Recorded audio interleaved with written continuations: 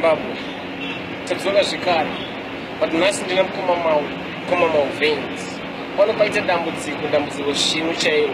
Vane chinhu chavakafuma vabuda, saka da kuti tibatsirane kunzwisisa nditika kuti chinhu ichi chii uye zvii zviri kumbonyatsoitika iye mukoma zviri kufamba.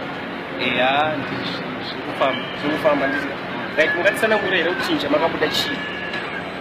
Inini ndakangomuko ndine zamu 1. Mangomuka muine zamu 1. Kana kuti muzive kuti rakabva kupi zamu iri kana kuti kudii, pane zvamunoziyawo here?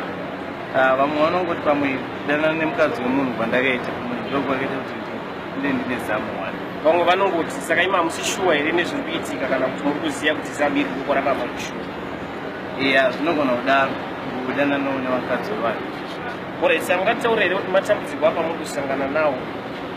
Matambudziko akasiyana-siyana.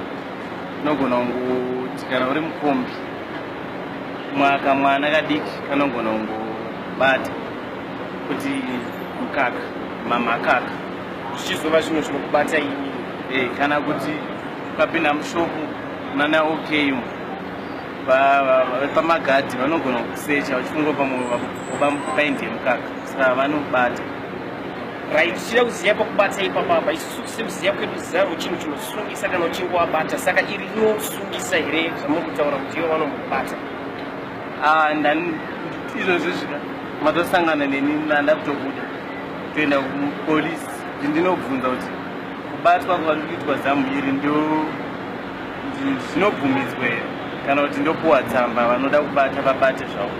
Alright, saka toti zamu iri hapano here mamwe maadvantages aro amuri kuona imimi semuridzi akatitakura tisati tataura zvekukanganisa ipora? Vamwe vanoti dai kuri kunze kwenyika daigona kuita kana show yangu nezamu agricultural show yangu yekuti vanhu vanopota vanobhadhara mari vopota vachiuya kuzoona zamu vachiuya kuzoona hanzi sechishamisa zvinongoita vamwe vanongobhadharisa. Alright, ndomamiriro akaita nyaya yacho, saka sekuzvinzwira kwamaita kwamamovhini vakangofazamura vasingazivi kuti vari kufungidzira kuti maybe vane mukadzi wemunhu wavakarara nawo mukoma movhini akuti munyatsotaurira Zimbabwe kuti zamu iri zvarakabuda riri 1 hapana here pekuti tingazoti pangabude rimwe rechi2 futi zvekare kana kuti chii pamwe pacho apa hapana kubuda asi dzimwe nguva panombovava, saka manheru kana nchirara ndorara ndakatsimbirira nedombo kuti risabude futi rimwe since ndine rimwe kudhara. Saka kubuda kwakaita iri pakambotanga pavava bhara zvokuda. Saka ndakangonzwa pakuvava apa ndinotoisa dombo ndimbirira kudai kuti risazobude futi.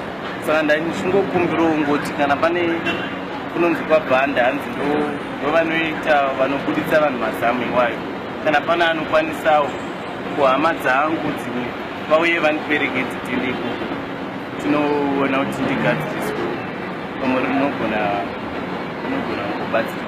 Alright, that's how it is. Mukoma movhini vane zamu ravakabuda sekutsanangura kwavaita ndo mafambiro azviri kuita. Anyway, see you in the next one.